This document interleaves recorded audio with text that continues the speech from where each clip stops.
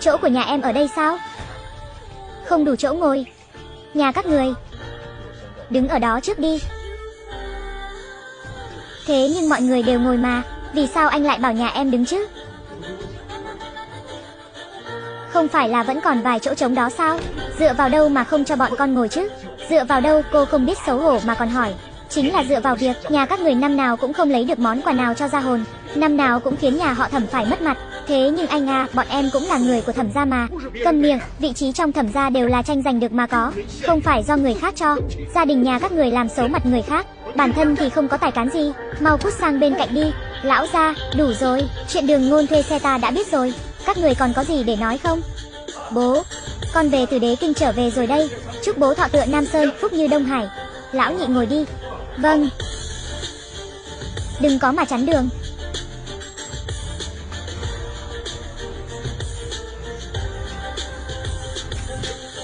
Cái này, Khang Hưng, em sao thế? Chất lượng của chiếc hộp gỗ này là loại gỗ hàng đầu Kim Tơ Nam Mộc, giá trị lên tới hàng trăm vạn. Món quà cao sang như thế này là do ai tặng vậy chứ? Khang Hưng, cho dù nó có thực sự là Kim Tơ Nam Mộc thì nhìn kích thước này của nó cũng không thể lên tới giá hàng trăm vạn được chứ. Chất liệu của chiếc hộp này có thể nói là hàng cực phẩm.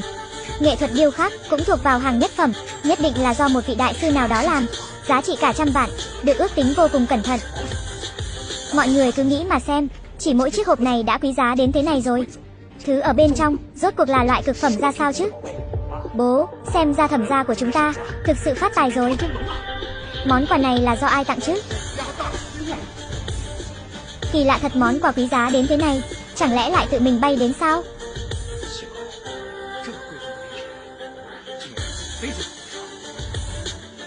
Đường Ngôn, anh muốn làm gì hả? Món quà đó cũng không phải là do anh tặng, đó chính là của anh. Tử Giật, anh đừng giấu mọi người nữa, món quà này là do anh đã tận tâm chuẩn bị cho ông nội sao?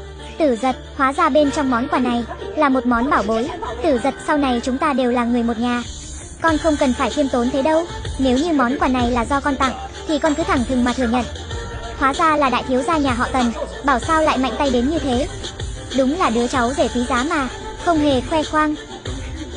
Tử Giật, những ngày tháng sau này của con nhất định là không tầm thường.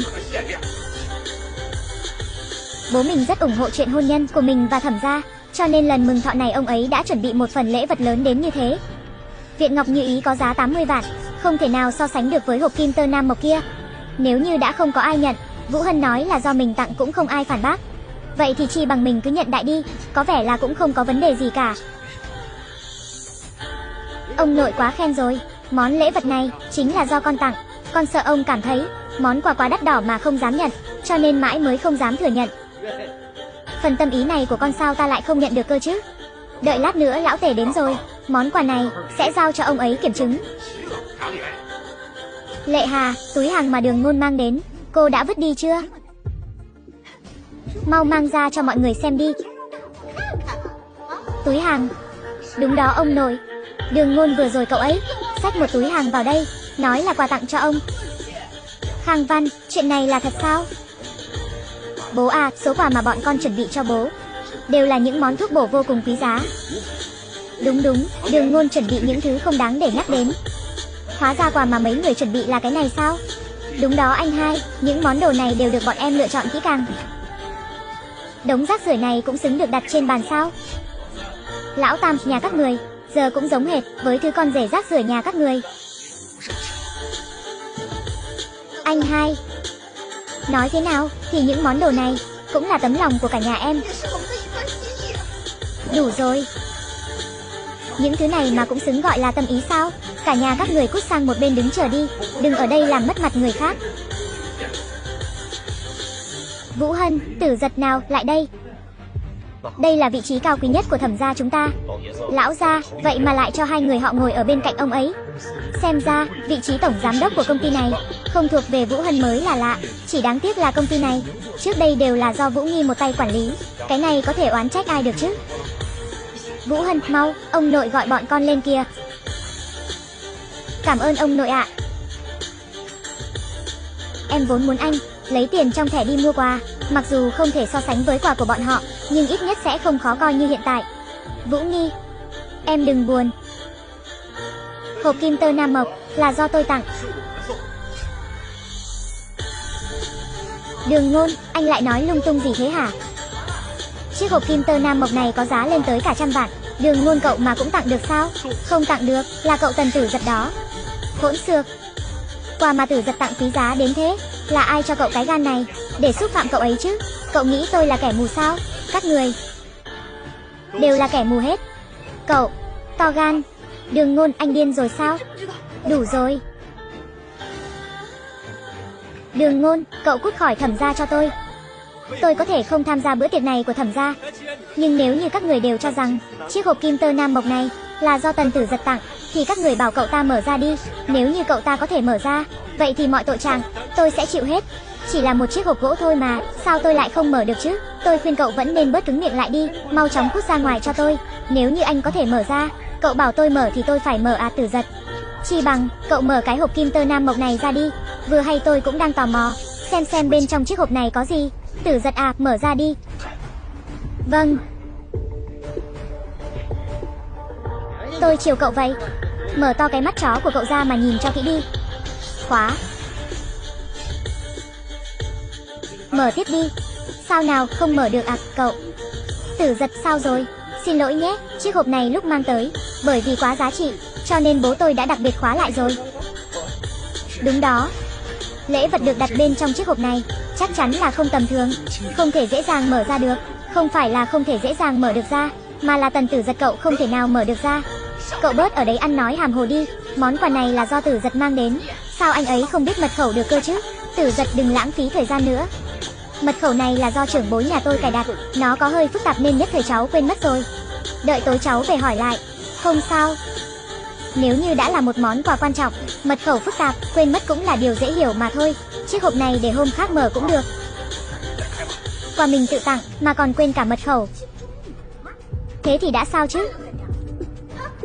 Tử Giật nhà chúng tôi chỉ là quên mật khẩu mà thôi, không giống như tên tội phạm nhà các người cầm một túi hàng rách tới đây, đúng là không biết xấu hổ mà.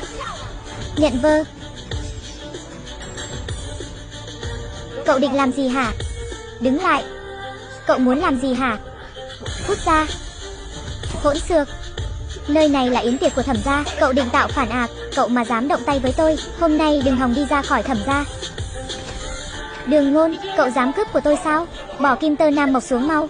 Thẩm Vũ Nghi, giá trị của chiếc hộp gỗ này lên tới hàng trăm vạn. Hôm nay Đường Ngôn cậu ta mà dám làm hỏng, thì cả nhà các người cứ chờ mà phá sản đi. Câm miệng. Đường Ngôn, anh đã nói rồi, lần mừng thọ này anh sẽ không khiến em phải chịu tủi hơn nữa đâu. Không mù thì mở to đôi mắt chó của các người ra, nhìn cho rõ ràng.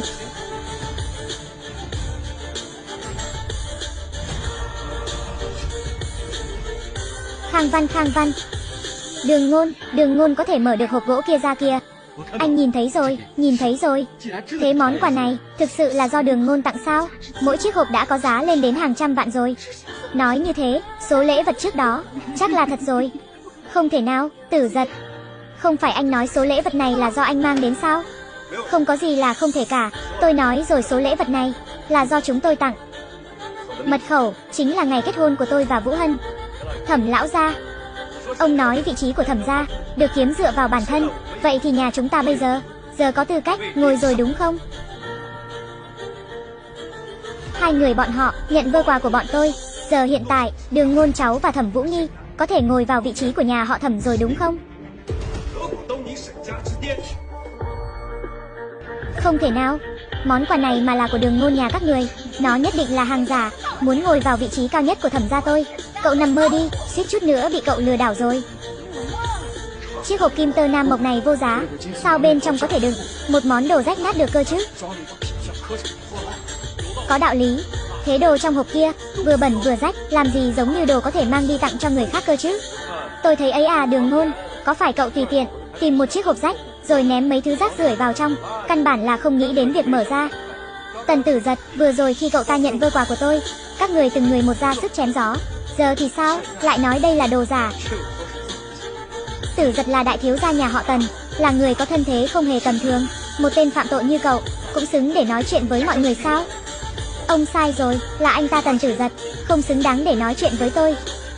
Cậu, còn về món quà này, Tề Chấn Ninh cũng sắp đến rồi, vậy thì ông cứ lấy hết số lễ vật trước đó rồi giao cho Tề Chấn Ninh kiểm chứng.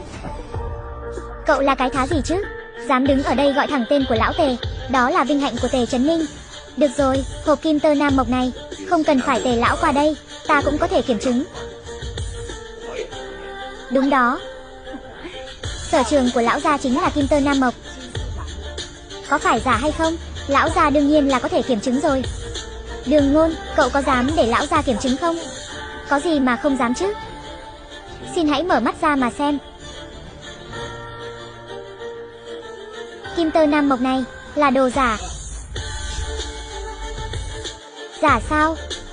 Trước đó không phải các người không hề nói như thế sao? Sao nào? Các người đang nghi ngờ phán đoán của lão gia sao? Tôi không có ý này.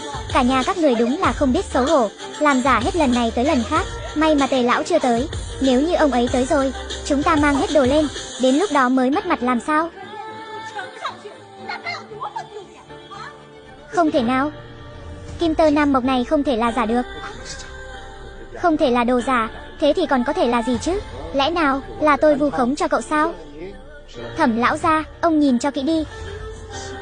Đủ rồi, chuyện này đến đây là kết thúc đi, còn không mau lui xuống. Đường Ngôn có nghe thấy chưa hả? Ông nội bảo anh mau cút đi đó. Hàng giả mãi mãi sẽ chẳng thể thật được. Đáng tiếc rằng cho dù đồ của cậu có tốt đến mức nào thì so sánh với Tần gia tôi đều sẽ là rác rưởi mà thôi.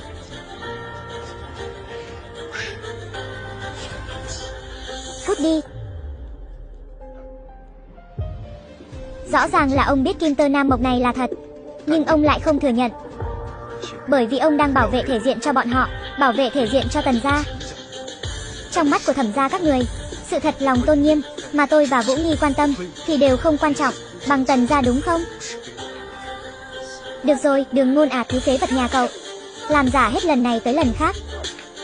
Ông nội chưa phạt cậu, đã là nể mặt cậu lắm rồi đó. Mau chóng ném thứ rác rưởi này của cậu ra ngoài, rồi cút đi. Hắc Kim Tài đoàn Tề Chấn Ninh tới rồi đây.